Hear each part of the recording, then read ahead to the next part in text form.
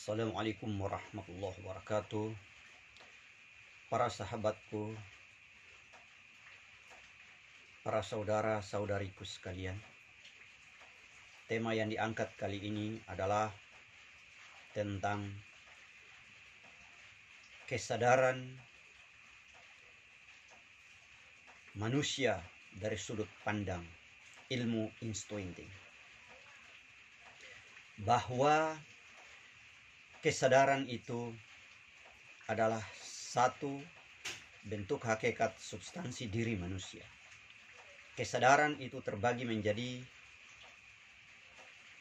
4 bagian. Adalah sadar temporer, sadar aktual, sadar potensial, dan sadar mutual.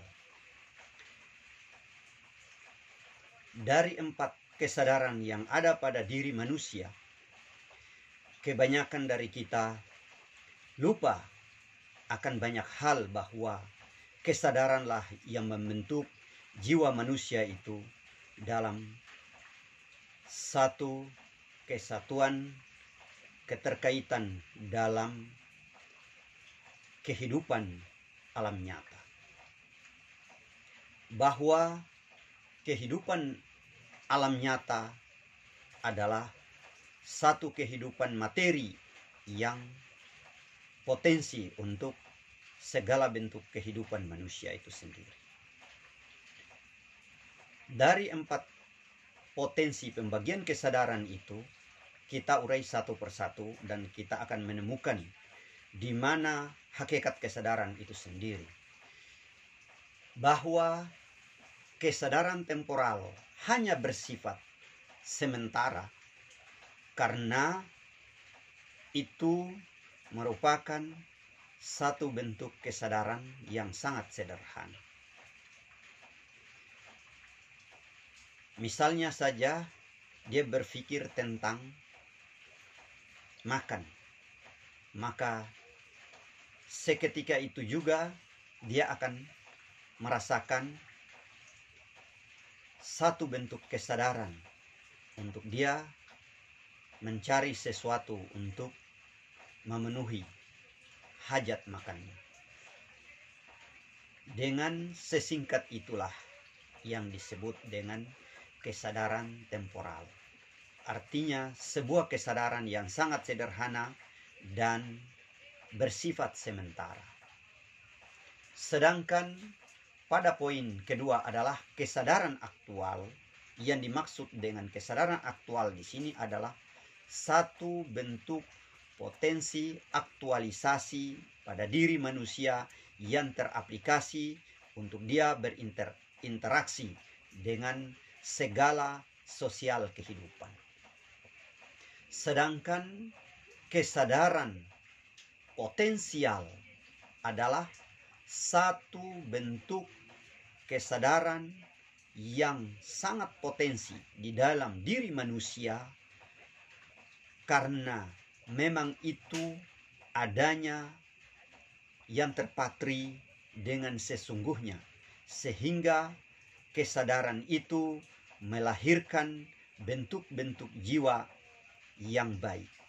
Potensial yang ada dapat menjadi satu bentuk kesadaran seluruh umat manusia untuk mengabdi, berbakti, dan mencari apa yang dia inginkan untuk mendapatkannya. Nah, itu yang disebut dengan kesadaran potensial. Sedangkan kita masuk pada poin keempat adalah kesadaran mutual. Di sini yang dimaksud dengan kesadaran mutual adalah satu bentuk kesadaran hakiki yang ada pada diri manusia untuk dia sadar atas jiwa yang ada atau roh yang ada pada dirinya. Nah, di sini kita uraikan dia sedikit lebih gamblang dan lebih panjang lebar tentang kesadaran mutual ini. Bahwa ketika seseorang dia bangkit dan merasa satu bentuk fenomena dirinya yang sudah teraktualisasi dengan potensi diri yang ada, maka lahirlah satu bentuk mutual kesadaran. Di sini mutual kesadaran ini dia ada pada beberapa bentuk. Bentuk yang dimaksud adalah bentuk membangun hierarki pribadi yang berpikir dengan berbagai tingkatan-tingkatan dan level-level pemikiran. Level pemikiran di sini yang dimaksud adalah level pemikiran paling rendah atau yang disebut dengan level pemikiran materi. Level lapisan kedua adalah level sedang yang disebut dengan level pemikiran yang bermutu, dan level ketiga adalah level pemikiran yang sudah menanjak pada satu tingkatan yang lebih tinggi, yang lebih teraplikasi dari aktual, potensial, dan mutual yang menjadi satu transendensi hubungan yang disebut juga dengan bahasa lain atau kata lain adalah harakah al-jauhariyah atau kesadaran level terakhir yang disebut dengan puncak kesadaran manusia. Puncak kesadaran manusia di sini kita masuk pada level tertinggi, yaitu hubungan transendensi diri, transendensi mutual hati, transendensi mutual akal dari satu bentuk apresiasi jiwa harakah al-jauhariyah itu, sehingga di sini potensi hubungan antara dirinya dengan sang adi kudrati yang tidak akan terpisah antara jiwa yang baik itu dengan akal yang benar-benar akal potensial mutual yang sudah berhubungan secara transendensial. Ketika kesadaran mutual ini dia bisa terjaga secara sempurna, maka disitulah yang disebut dengan hubungan batiniah, hubungan akal yang secara terus-menerus antara dirinya dengan sang adi kudrati atau sang Rabbul Alamin. Kesadaran mutual yang memainkan peran sehari-hari dalam satu bentuk apa yang disebut dengan selancarnya pemikiran, berselancarnya hati untuk menggapai satu tujuan yang disebut dengan hubungan intim antara dirinya dengan Rabbul Alamin. Ketika Anda sadar atas itu semua, maka kesadaran mutual akan terjaga secara sistematis, secara kesadaran penuh, sehingga ketika Anda mau lakukan sesuatu hal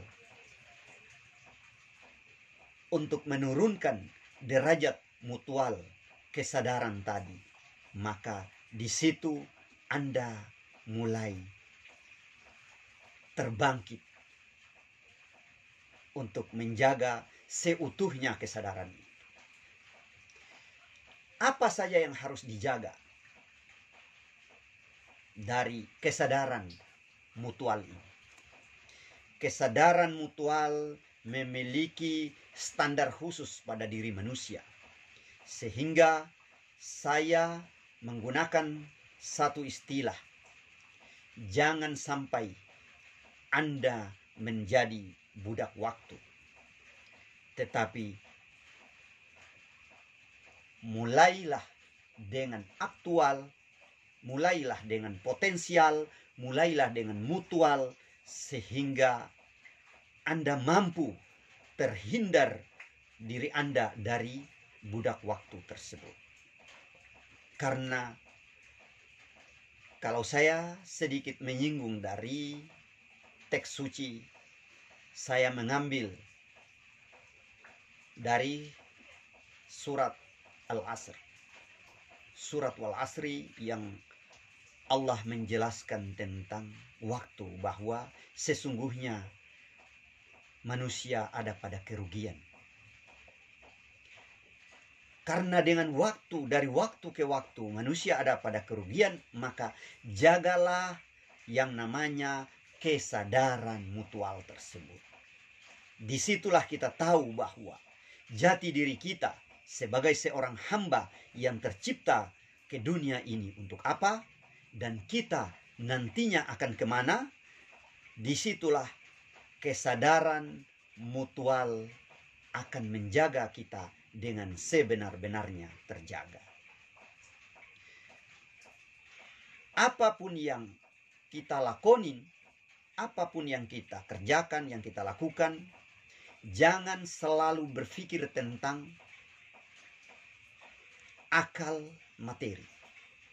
Karena sesungguhnya akal materi itu adalah akal yang serendah-rendahnya akal. Tapi di sini kita harus menjaga kesadaran mutual itu dengan serapi-rapinya dan sebaik-baiknya, untuk potensial diri yang sebaik-baiknya itu mampu melahirkan substansi-substansi mutual untuk kelangsungan kehidupan sosial bermasyarakat dan kelangsungan sosial yang akan Anda terima sebagai satu bentuk kesadaran mutual. Maka disinilah harus menjaga berbagai macam sisi kesadaran untuk Anda mampu menjaga dan menaungi baik diri Anda dan lingkungan, serta hal-hal yang lebih besar. Ketika Anda mampu menjaga itu semua, maka disitulah kesadaran mutual itu terlahir sebagai substansi aplikasi fenomena diri. Lalu apa yang disebut dengan kebaikan itu akan terlahir pada diri Anda, lingkungan yang kecil, lingkungan besar, sampai pada bangsa dan negara ini. Demikian, wassalamualaikum warahmatullahi wabarakatuh.